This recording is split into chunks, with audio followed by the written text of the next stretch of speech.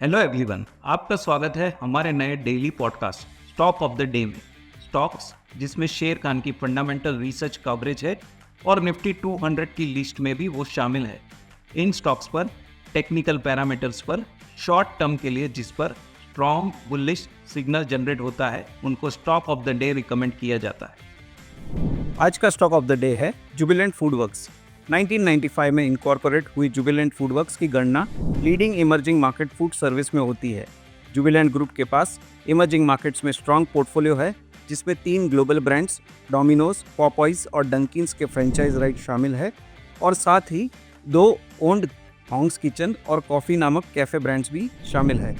Long term growth drivers की बात करें तो expansion strategies, same store sales growth में रिकवरी, स्टोर्स की संख्या में बढ़ोतरी, कॉस्ट ऑप्टिमाइजेशन और कस्टमर सेटिस्फैक्शन इनिशिएटिव्स शामिल है।